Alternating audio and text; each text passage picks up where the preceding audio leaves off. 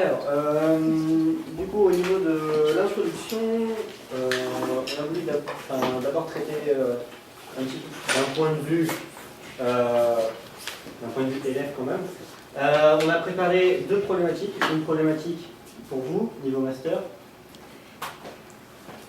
Donc, pour vous, niveau master, donc, la première problématique étant, excusez, c'est moi qui vais sur le vidéo, c'est pour ça. Quels sont les acteurs du réflexe myotatique et par quel mécanisme interviennent-ils? Ça, c'est une problématique niveau master pour vous.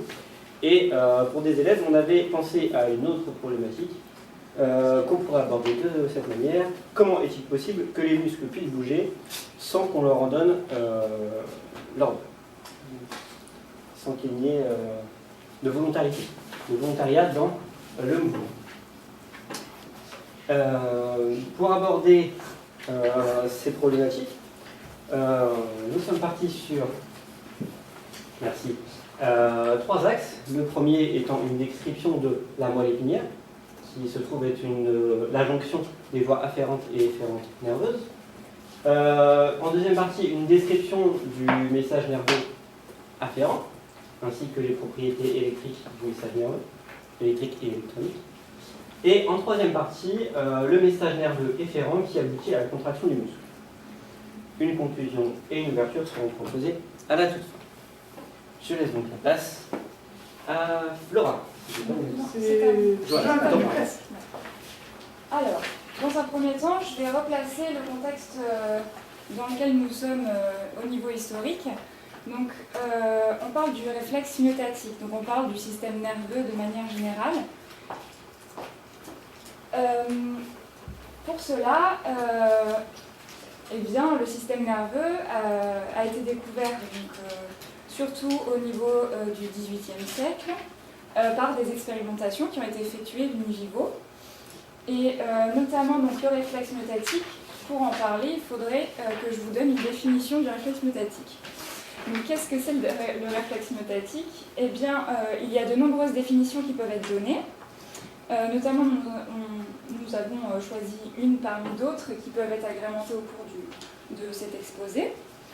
Et cette définition, eh bien, ce serait une réaction qui peut être composée mécaniquement, électriquement et chimiquement, qui est donc involontaire du muscle en fonction d'un stimulus qui permet la contraction, qui est donc inconsciente. Et pourquoi, de manière générale, ce réflexe myotatique est important? Parce qu'il permet le maintien de la posture d'un animal. Donc, j'ai parlé de l'histoire. Et bien, c'est notamment Magendie, de par l'expérience que vous voyez dans le document 1A, qui a démontré les deux différentes voies impliquées dans ce réflexe myotatique. Donc, la question générale de ce document, c'est quelles sont les voies impliquées dans le réflexe myotatique. Donc, il a effectué cette expérience-là sur un chien, au niveau du nerf rachidien, donc au niveau du bassin, et il a émis un stimulus sur une des pattes du chien, et a coupé, sectionné, donc vous avez ici la moelle épinière, vous avez le nerf rachidien ici, et deux voies qui arrivent à la moelle épinière. Il a d'abord sectionné le nerf rachidien, le nerf qui est composé de différents neurones. C'est un amas de neurones. Vous le verrez plus précisément avec les schémas qu'on va faire au cours de l'exposé. Donc, quand il a coupé ce nerf-là, cela a entraîné et la sensibilité du muscle et la motricité. Dans un deuxième temps, il a effectué une section au niveau de la voie dorsale qui amène à la moelle épinière. Et là, il a noté qu'il y avait une perte de sensibilité seulement, mais la motricité était toujours impliquée. Et dans un dernier temps, il a coupé la voie ventrale qui amène à la moelle épinière. Et à ce moment-là, il a montré qu'il y avait une perte de motricité. Donc, qu'est-ce que cette expérience a mis en évidence? Eh bien, cela a mis en évidence qu'il y aurait une voie ici qui serait moteur, qui irait donc jusqu'au muscle, et une voie sensitive qui irait du muscle jusqu'à la moelle épinière. Donc ce sont les hypothèses qui ont été expliquées à la suite de cette expérience qui a été effectuée en 1822. Pour plus de précision, Flora va vous expliquer la suite. Donc en fait, dans une seconde expérience, ils ont cherché à déterminer plus précisément où se situaient notamment les corps cellulaires au niveau des neurones. Et du coup, ils ont effectué différentes sections au niveau des nerfs et ont regardé quelle partie dégénérait. Parce qu'un neurone en fait, séparé de son corps cellulaire va dégénérer. Donc je m'explique. Dans un premier temps, on peut voir peut supposer qu'ils ont d'abord coupé ici à la base du nerf rachidien et donc toutes les deux parties dégénérées. Donc cela supposait que toute cette partie-là était séparée des corps cellulaires, des neurones. Ensuite, ils ont effectué différentes autres coupures. Donc dans un premier temps, ils ont coupé ici, enfin dans un second temps, ils ont coupé au niveau de la racine ventrale, de la racine ventrale, du coup. Et donc, ils ont pu observer que toute la partie qui concernait la racine ventrale dégénérait, mais que le reste, il n'y en avait qu'une seule partie qui dégénérait, mais pas toutes les fibres ne dégénéraient pas ici. Cela illustre en fait qu'il y a une dichotomie au niveau des nerfs, enfin au niveau des neurones, au niveau du nerf rachidien.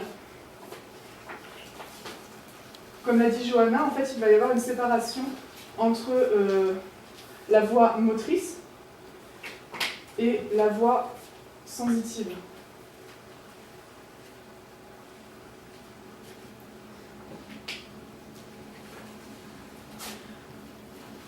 Ensuite, ils ont voulu s'intéresser au rôle du ganglion rachidien.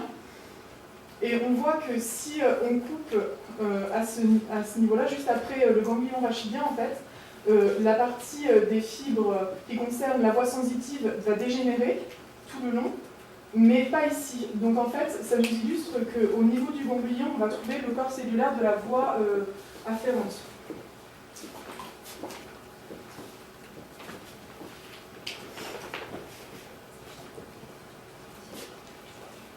Alors pour en revenir ici, du coup, on peut en déduire aussi que le corps cellulaire va se trouver à l'intérieur de la substance grise, puisque ici ça ne dégénère pas, mais après ici ça dégénère en fait.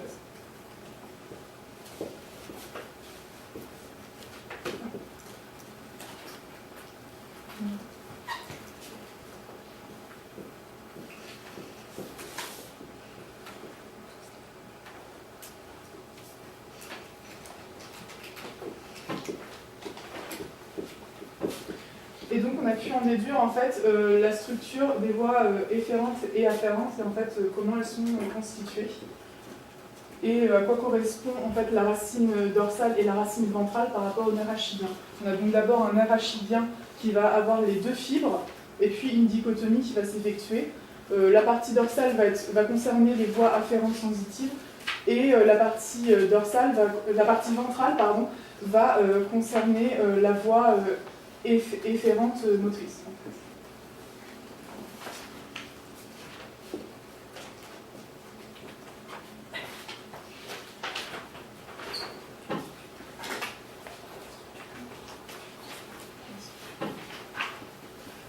Alors, le document 2 complète ce qu'a dit Flora.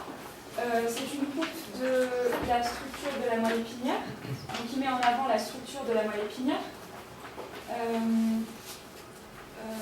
La seule particularité qu'il y a en plus, c'est qu'il y a donc dans la substance grise deux parties, la corne dorsale et la corne ventrale. Et il y a quelque chose dont on n'a pas parlé, c'est qu'il y a le corps cellulaire qu'il y a au centre du ganglion. Et d'accord. Donc, tout a été dit, donc on va passer au message nerveux afférent. Alors, pour parler du message nerveux, il faut déjà expliquer que le message nerveux, c'est un phénomène. Il est caractérisé par un phénomène électrophysiologique qui est en fait une variation du potentiel membranaire qu'on appelle potentiel d'action. Ce potentiel d'action, il est décrit dans le document 3. Et ce document 3, on pourrait même si vous voulez, le problématiser. On posait la question comment décortiquer le potentiel d'action. Donc, ce document 3 nous présente d'abord les courants entrants qui caractérisent le potentiel d'action, ainsi que les courants sortants. Les courants entrants sont en fait le résultat de l'ouverture des canaux sodiques voltage dépendant, que l'on trouve au niveau de la zone gâchette du neurone. Donc, si on faisait un neurone, on peut vous dire.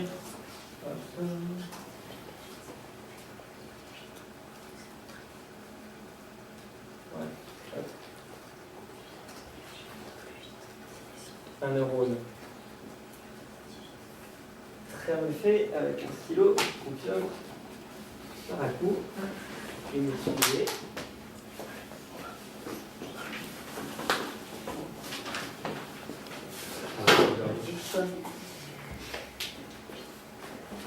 Voilà, donc c'est très schématique, c'est un neurone avec les dendrites, le corps cellulaire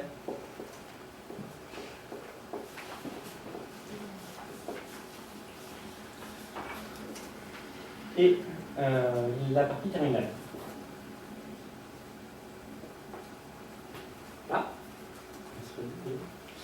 La zone gâchette se trouve juste à la sortie du corps cellulaire et représente une quantité extrêmement importante de canaux sodiques voltage dépendant. Donc, si on retourne sur notre document 3, on voit en premier, sur l'axe du temps, qui est en abscisse, une légère activité de courant entrant. C'est une première réaction des canaux sodiques voltage dépendant sous les moins 60 mV. Moins 60 mV étant le seuil d'ouverture des canaux sodiques voltage dépendant. C'est le seuil réactif. Une fois que ces moins 60 mV sont atteints, on observe une augmentation de la probabilité d'ouverture des canaux sodiques voltage dépendant. Donc ce ne sont pas tous les canaux sodiques qui s'ouvrent à nouveau, c'est juste une augmentation de la probabilité d'ouverture. C'est la petite nuance à faire quand on observe ce document. Et on observe ensuite une diminution de l'activité du courant entrant. Donc ce caractérise sur le document que ma chère Pauline vient, le schéma que cette chère Pauline vient de faire. Donc vous avez, comme sur le document ici présent, l'axe des ordonnées, le courant, l'intensité du courant, et sur l'axe des abscisses, le temps. Donc, on a une première activité dépolarisante des canaux sodiques jusqu'à moins 60 mV. Une fois atteint le seuil des moins 60 mV, l'entrée de sodium devient beaucoup plus importante. Et le potentiel membranaire, puisque c'est une variation du potentiel membranaire, tend vers le potentiel d'équilibre du sodium, qui est plus 60 mV. Là, on en arrive à cette zone-là. Ensuite, une légère diminution des canaux sodiques, tout simplement de l'activité des canaux sodiques, tout simplement parce qu'ils sont inactivés. D'accord ? Après une activation, ils ne peuvent plus être réactivés avant un moment. Donc, on observe une diminution de l'activité. Arrivé à moins 60 mV, c'est le phénomène inverse qui va arriver. C'est-à-dire que, on le voit ici, à moins 60 mV, donc ça correspond à peu près au pic, on a une ouverture des canaux potassiques, voltage dépendant. Donc, une réaction des canaux, tout comme pour les canaux sodiques, augmentation de la probabilité d'ouverture, et là, à la différence étant qu'ils s'inactivent beaucoup moins vite, les canaux potassiques. Donc, le potassium a un niveau d'équilibre extrêmement inférieur à celui du sodium, donc il va tendre vers ces moins 90 mV, donc son potentiel d'équilibre. Et c'est ce qu'on va appeler la repolarisation, qui va même tendre, une fois que tous les canaux sodiques seront fermés, à une hyperpolarisation, avant de revenir. Voilà. Oups.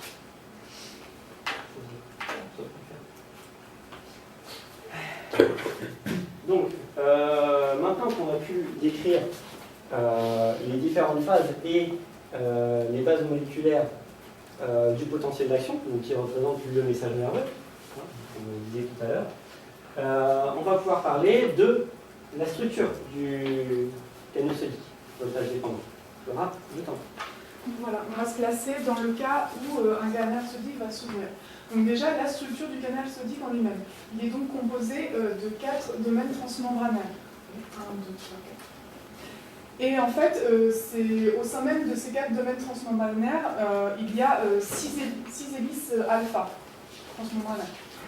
Et en fait, c'est la 4e hélice alpha qui est voltage dépendant et qui va en fait réagir au changement de polarisation de la membrane. Donc c'est cette hélice-là qui nous intéresse particulièrement. Donc plaçons-nous dans le cas d'une dépolarisation maintenant. Donc lorsqu'une dépolarisation va s'effectuer, en fait, les charges plus vont du coup s'échanger. Et en fait, plus et plus ça se repousse. Donc l'hélice alpha va monter vers le haut et va permettre l'ouverture du canal par changement conformationnel. Parallèlement à cela, nous avons un segment inhibiteur du canal qui se trouve du côté cytosolique, qui lui aussi est chargé plus et qui va en fait aussi entrer en confrontation avec la dépolarisation et qui au cours du temps va lui reboucher le canal, ce qui va permettre en fait une inactivation du canal en fait. C'est pour ça qu'au bout d'un certain temps, en fait, les canaux s'inactivent et ne peuvent pas être réouverts tout de suite. On dit un canal, des canaux. Ah pardon. Désolée. Maintenant, on va juste regarder l'effet de la pronase qui en fait permet d'inhiber ce segment-là. Enfin, on pense qu'il permet d'inhiber ce segment-là parce qu'on voit qu'il n'y a pas une inhibition directement après l'ouverture des canaux. Les canaux restent ouverts jusqu'à un certain temps, durant toute même la stimulation. Donc du coup, on pense que la pronase permet d'inhiber ce segment-là. Voilà. Et donc maintenant, on va s'intéresser plus particulièrement à la partie donc des mécanismes.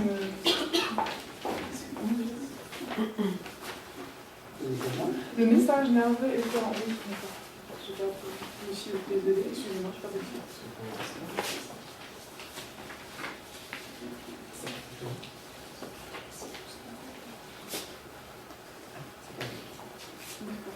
Donc maintenant, on va s'intéresser à la synapse neurone-neurone.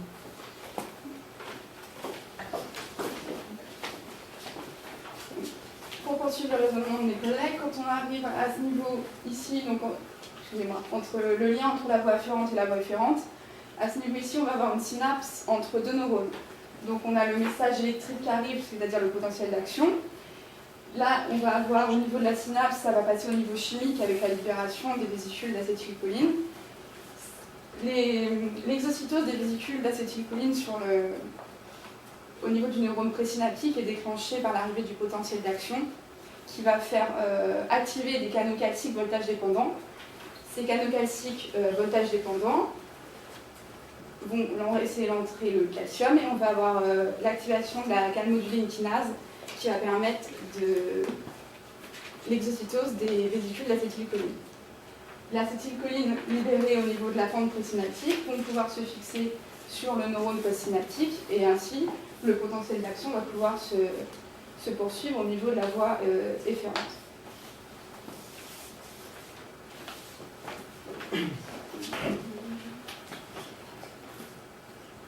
Et donc au niveau de la voie efférente, on arrive sur notre troisième partie, le message nerveux efférent qui aboutit à la contraction du muscle.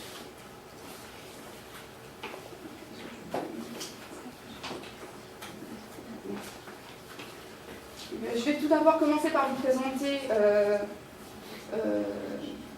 le muscle strié squelettique. Donc ici, vous avez une coupe microscopique à faible objectif, puisqu'on est à x100 au niveau de l'objectif.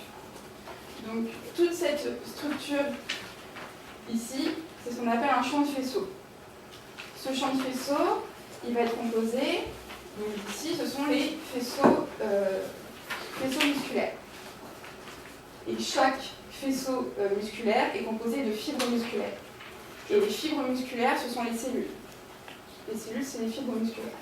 Et après, chaque fibre musculaire va être composée de myosine, d'actine pour permettre la contraction du muscle.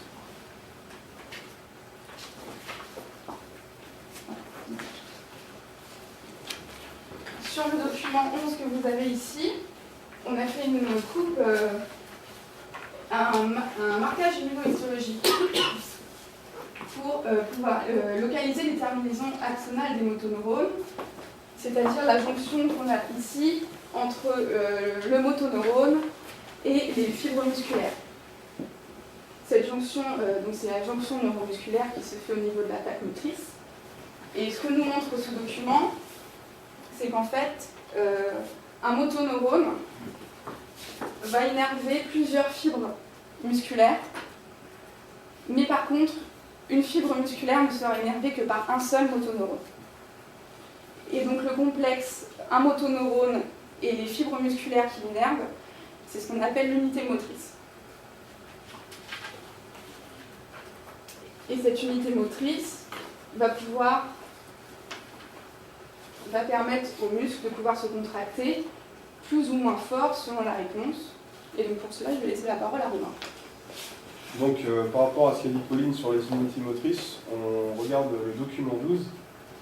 Donc ce document 12 s'intéresse à la force de contraction d'une cellule musculaire en fonction des stimulations auditoires et de la fréquence de ces stimulations.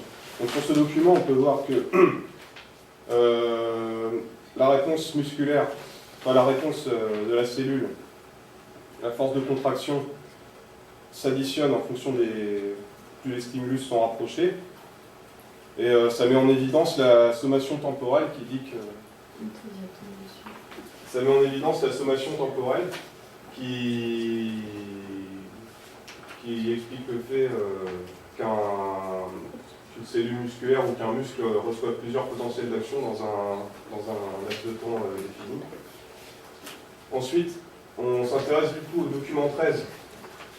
Donc dans ce document 13, on a d'une part 5 unités motrices qui sont étudiées, sur lesquelles on va effectuer des décharges qui permettront des contractions.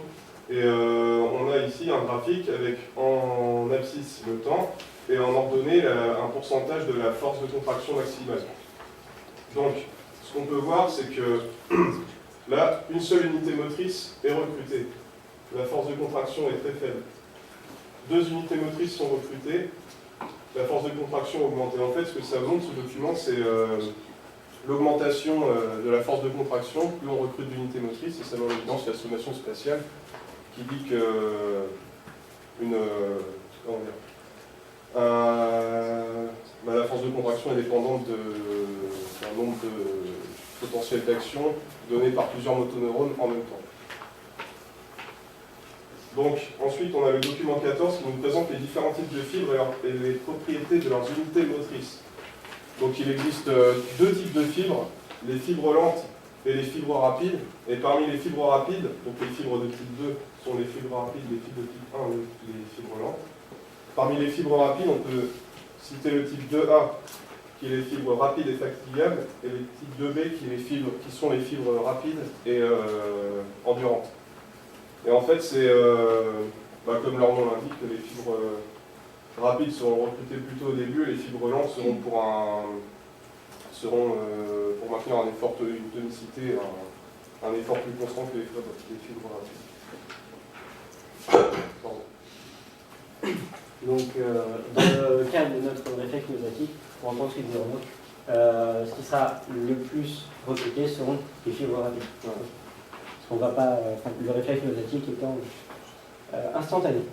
Pour finir sur le message efférent, il est quand même intéressant de préciser qu'au niveau des unités motrices, ce qui permet le passage de l'information nerveuse à musculaire, c'est un canal sodique, comme on disait tout à l'heure, qui est, contrairement à celui dont on parlait précédemment, acétylcholine dépendant. Tout à l'heure, il était voltage dépendant, à présent, il est acétylcholine dépendant. C'est-à-dire qu'il va être réactif à un ligand. L'avantage, c'est que ce ligand, c'est le neurotransmetteur qui est transmis par la voie du réflexe myotatique. Bien. Ce document 5, que vous pouvez retrouver sur votre corpus de documents, nous présente la structure de ce canal sodique acétylcholine dépendant. Je vais raccourcir par canal sodique si ça ne vous gêne pas. Je vais le mettre en complet à chaque fois. On a en document A et B d'abord le profil d'hydrophobicité de la protéine ainsi que la modélisation de ce profil d'hydrophobicité. Donc on calcule tout simplement l'attrait pour l'eau de la protéine par rapport aux acides aminés qui la contiennent. Les parties hydrophobes seront dans la membrane, les parties hydrophiles seront plutôt à l'extérieur. Notre canal sodique, il est composé de 5 sous-unités, dont 2 identiques l'une à l'autre, les sous-unités alpha. Ces 5 sous-unités sont composées de 4 domaines tension dans l'air et d'une partie terminale NH2 qui est très importante vu qu'elle est du côté non pas cytosolique mais du côté de la matrice extracellulaire, du côté de la plaque motrice et de l'unité du nerf référent. C'est ici qu'elle va recevoir le ligand qui est l'acétylcholine au niveau notamment de la boucle qui est formée par les 2 cysteinines qu'on voit ici. Ça va permettre un changement de conformation qui va laisser passer et permettre la sélectivité du sodium du canal sodique. C'est indépendant. Donc vous pouvez observer ici la fixation du ligand dans la boucle, notamment grâce à plusieurs acides aminés qui sont spécifiques à la forme de l'acétylcholine. Voilà. Et ça permet, c'est la spécificité qui, contrairement au canal sodique voltage dépendant, c'est la fixation d'un ligand ici, d'un neurotransmetteur qui permet la transmission d'un type nerveux à un type musculaire, sans forcément détailler la réponse du muscle, la réponse moléculaire du muscle. Ouais.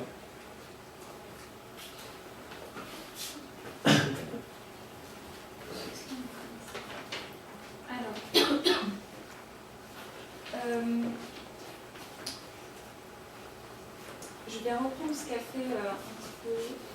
Je vais juste vous avancer la notion des différents mécanorécepteurs qu'il est possible d'avoir au sein du réflexe myotatique. Donc, il existe différents mécanorécepteurs. Et pour cela, ils sont listés en document 6. On n'est pas projeté, donc je vous invite à la regarder. Donc, ces récepteurs-là, eh bien, vous les avez en anglais, par exemple. Vous pouvez avoir un récepteur de type corpule de Messner. Et ce récepteur-là est associé à un type axonal, qui est dit alpha-bêta. Par exemple, je prends donc la deuxième ligne, et je prends un autre récepteur de type free nerve endings. Donc, je vous laisse traduire, est associé à un type axonal de type C. Donc en fonction de ces deux axons, voilà, il va y avoir un taux d'adaptation lent ou rapide, qui est aussi associé à une activation qui est soit haute, soit rapide, soit lente. Et c'est ce que l'on peut voir sur le document 8. Il y a la notion de 2 différents mécanorécepteurs. Il y a en cellule